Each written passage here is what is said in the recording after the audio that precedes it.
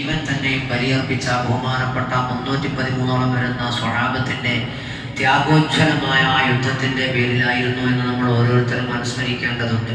നമുക്കറിയാലോ, ബഹുമാനപ്പെട്ട സ്വഹാബത്ത് റളിയല്ലാഹു അൻഹു പറയുന്നത്, കുന്നാ നുഅല്ലിമു സുബിയാനനാ മഗാസിയ റസൂലില്ലാഹി സ്വല്ലല്ലാഹു അലൈഹി വസല്ലം കമാ നുഅല്ലിമുഹും സൂറത മിനൽ ഖുർആൻ. ഖുർആനിൽ നിന്നൊരു സൂറത്ത് എങ്ങനെയാണോ നമ്മൾ മക്കളെ പഠിപ്പിക്കുക, അതേപോലെ പ്രാധാന്യത്തോടുകൂടെ ഞങ്ങൾ ബദരീങ്ങളടക്കമുള്ള റസൂലുള്ളാഹി സ്വല്ലല്ലാഹു അലൈഹി വസല്ലം തങ്ങളുടെ യുദ്ധങ്ങളെയും യുദ്ധ കഥകളെയും ഒക്കെ ഞങ്ങൾ കുട്ടികൾക്ക് പഠിപ്പിച്ചു കൊടുത്തിരുന്നു എന്ന് ബഹുമാനപ്പെട്ട സ്വഹാബത്ത് രേഖപ്പെടുത്തുന്നുണ്ട്. ബഹുമാനപ്പെട്ട സഅദ് ബിൻ അബീ വഖാസ് റളിയല്ലാഹു തആല അൻഹുവിന്റെ പേരക്കുട്ടി പറയുന്നത്, കാന അബീ യുഅല്ലിമുനാ മഗാസിയ റസൂലില്ലാഹി സ്വല്ലല്ലാഹു അലൈഹി വസല്ലം, ഞങ്ങളെ വാപ്പ ഞങ്ങൾക്ക് റസൂലുള്ളാഹിയുടെ യുദ്ധങ്ങളെ കുറിച്ച് പഠിപ്പിച്ചു തരാറുണ്ടായിരുന്നു. സുമ്മ ഖാല, എന്നിട്ട് അദ്ദേഹം പറയുകയും ചെയ്യാറുണ്ടായിരുന്നു, യാ ബുനയ്യ, എൻ്റെ കുഞ്ഞുമോനെ, ഹാദിഹി ശറഫു ആബായിക്കും, ഇത് നിങ്ങളെ ഉപ്പമാരുടെ നിങ്ങളെ പിതാക്കന്മാരുടെ ഒക്കെ ശ്രേഷ്ഠതകളും ബഹുമാനങ്ങളുമാണ് ഇതിനെ പറഞ്ഞത്.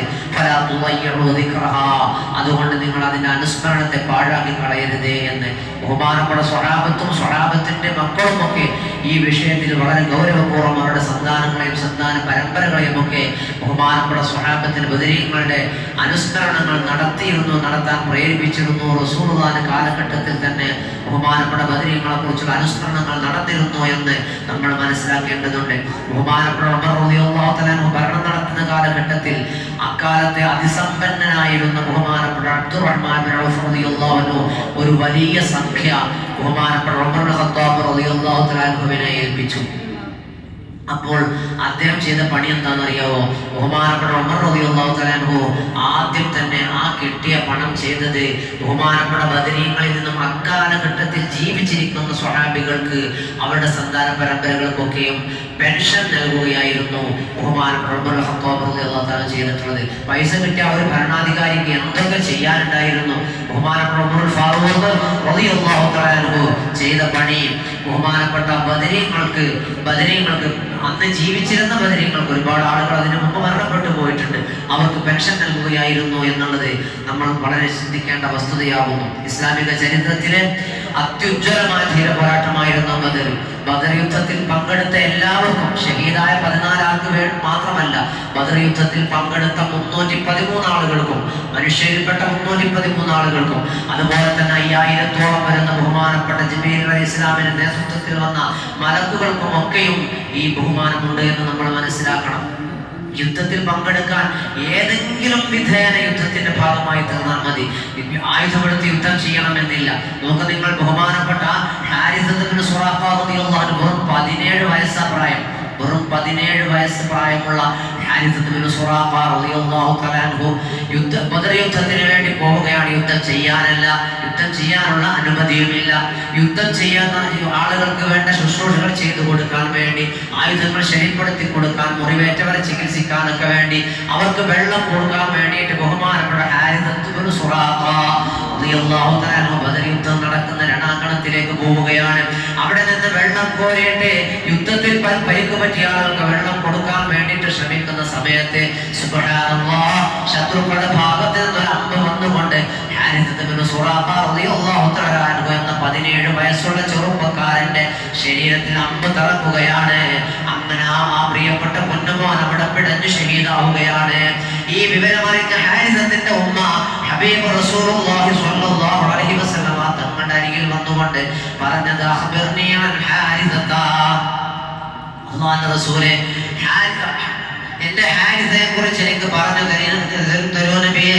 ലൈകാന അസ്വാബ ഖൈറൻ ഇഹ്തസബതു, എന്റെ മോനെ ബദരീങ്ങളുടെ ഫള് കിട്ടിയിട്ടുണ്ടെങ്കിൽ, ബദരീങ്ങളുടെ കൂട്ടത്തിൽ ചേർന്നിട്ടുണ്ടെങ്കിൽ, ഖൈറായ നിലക്കാണ് എന്റെ കുട്ടിയുടെ അന്ത്യമെങ്കിൽ, ഇഹ്തസബതു, ഞാൻ ക്ഷമിക്കാം, ഞാൻ കൂലി ആഗ്രഹിച്ചോളാം. വസബർതു വഇല്ലം യുസബിൽ ഖൈറ, എന്റെ പൊന്നുമോന് ഖൈറല്ല ലഭിച്ചത് എങ്കിൽ, ഇജ്തഹത്തു ഫിൽ ബുകാ, എന്റെ മകന്റെ നഷ്ടത്തിൽ, എന്റെ മകന്റെ നിര്യാണത്തിൽ ഞാൻ ഖേദിച്ചുകൊണ്ട് സങ്കടപ്പെട്ട് കരഞ്ഞുകൊണ്ടിരിക്കും നബിയെ. അതുകൊണ്ട് എന്റെ പൊന്നുമോനെ കുറിച്ചുള്ള വിവരം എനിക്ക് തരൂ നബിയേ. യുദ്ധത്തിൽ പങ്കെടുക്കാതെ കൊല്ലപ്പെട്ട മനുഷ്യൻ എന്ന നിലക്ക് എന്റെ മോന് ഷഹീദിന്റെ പ്രതിഫലം ഉണ്ടാകുമോ എന്ന സങ്കടമായിരുന്ന ഉമ്മാക്കുണ്ടായിരുന്നത്. എന്നാൽ ഹബീബ് റസൂലുള്ളാഹി സ്വല്ലല്ലാഹു അലൈഹി വസല്ലം തങ്ങൾ പറഞ്ഞ മറുപടി, യാ ഉമ്മ ഹാരിസ ഇന്നഹാ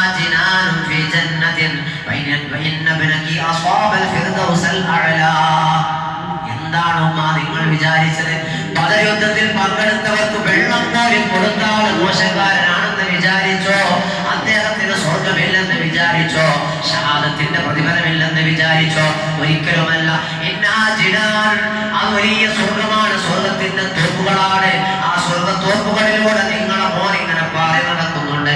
ഫിർദൗസിൽ ആലയിലാണ് നിങ്ങളെ മോനെന്ന് ആ ഉമ്മയോട് റസൂലുള്ളാഹി പറഞ്ഞെങ്കിൽ, പ്രിയപ്പെട്ടവരെ, യുദ്ധത്തിൽ ഏതെങ്കിലും വിധേന ഭാഗമായവർക്കൊക്കെയും ഈ ബഹുമാനപ്പെട്ട ബദരീങ്ങൾക്ക് ബഹുമാനപ്പെട്ട ദീൻ നൽകുന്ന ശറഫ് അവർക്കൊക്കെ ലഭിക്കുന്നതാണ്. ബദർ യുദ്ധത്തിൽ പങ്കെടുക്കാത്ത സ്വഹാബിക്ക് പോലും ഇങ്ങനെയാണ് എങ്കിൽ ബദർ യുദ്ധത്തിൽ പങ്കെടുത്തവരും ഷഹീദായവരും അല്ലാത്തവരുമായവരുടെ ശ്രേഷ്ഠത എന്തായിരിക്കും?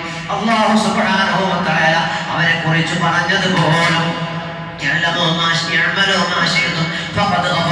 എന്നല്ലേ, നിങ്ങൾക്ക് ഇഷ്ടമുള്ളത് നിങ്ങൾ പ്രവർത്തിച്ചോളൂ. കാരണം എന്റെ ദീൻ അപകടത്തിൽപ്പെട്ട ഒരു സമയത്ത് എന്റെ ദീൻ ചക്രശ്വാസം ഭരിക്കുമെന്ന് കണ്ട നേരത്തെ ഹബീബായ റസൂലുള്ളാഹി സ്വല്ലല്ലാഹു അലൈഹി വസല്ലമ തങ്ങൾ ബദറിന്റെ വിരുമാറിയൊരു പാറക്ക് മുകളിൽ നിന്നുകൊണ്ട് രണ്ട് കൈകളും ലോകത്തെ ഉയർത്തി അവിടുത്തെ മേൽകൊണ്ട് പോലും താഴെ വീണുപോയി എന്ന് ഹദീസിന്റെ ഗ്രന്ഥങ്ങൾ പരിശോധിച്ചാൽ കാണാൻ പറ്റും. അത്രമാത്രം ഊക്കിലായിരുന്നു ഹബീബ് റസൂലുള്ളാഹി ദുആ ചെയ്തത്.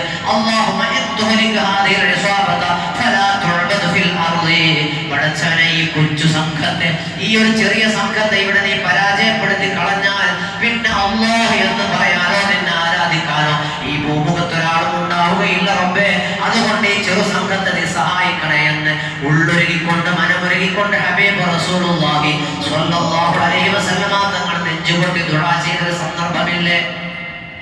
ആ സന്ദർഭത്തിൽ എന്റെ ദീനിന്റെ കാവൽക്കാരായി വന്നവരല്ലേ നിങ്ങൾ? അതുകൊണ്ട് എഴുമലുമാശീർത്തും നിങ്ങൾക്ക് ഇഷ്ടമുള്ളത് നിങ്ങൾ പ്രവർത്തിച്ചോളൂ. നിങ്ങൾ എന്ത് ചെയ്താലും ഞാൻ നിങ്ങൾക്ക് പുറത്തു തന്നിരിക്കുന്നു. ചരിത്രത്തിൽ ഉല്ലേഖനം ചെയ്യപ്പെട്ട വസ്തുതയല്ലേ ബഹുമാനപ്പെട്ട കഥ. കൊച്ചു കുട്ടികൾക്ക് പോലും അറിയുന്ന ചരിത്രമാണല്ലോ, അത് നെട്ടിപ്പരത്തി പറയുന്നില്ല.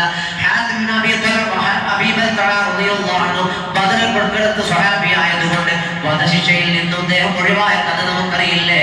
ഹബീബ് റസൂലുള്ളാഹി സ്വല്ലല്ലാഹു അലൈഹി വസല്ലം തങ്ങൾ മുസ്ലിം പക്ഷത്ത് നിന്നുള്ള യുദ്ധത്തിന്റെ സന്നാഹങ്ങൾ ഒരുക്കുന്ന വിവരം രഹസ്യമായിട്ട് കത്തിലൂടെ അറിയിക്കുകയാണ്. മക്കയിലുള്ള മുശ്രിക്കുകൾക്ക് പിടികൂടി. ബഹുമാനപ്പെട്ട സയ്യിദുനാ ജിബ്രീൽ അലൈഹിസ്സലാത്തു വസ്സലാമിന്റെ നിർദ്ദേശപ്രകാരം ബഹുമാനപ്പെട്ട നബിതങ്ങൾ ബഹുമാനപ്പെട്ട അലി റളിയല്ലാഹു അൻഹുവിനെയും വേറെ രണ്ട് സ്വഹാബിമാരെയും പറഞ്ഞയച്ചുകൊണ്ട് കുറ്റം പിടികൂടുകയാണ്. റസൂലുള്ളാഹിന്റെ മുമ്പിൽ ഹാജരാക്കുന്നു. അവിടുന്ന് വിചാരണ ചെയ്യുന്നു. കുറ്റം അദ്ദേഹം ഏറ്റെടുക്കുന്നു.